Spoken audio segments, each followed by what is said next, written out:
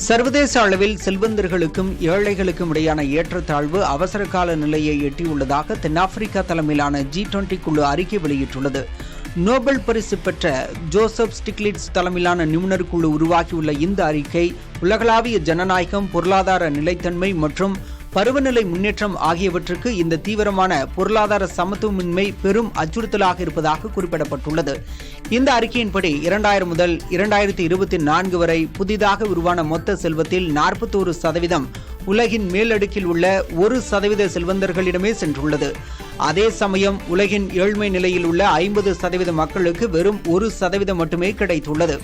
2000 முதல் 2023 வரை இந்தியாவில் மேலடுக்கில் உள்ள 1% பணக்காரர்களின் செல்வம் 62% அதிகரித்துள்ளது.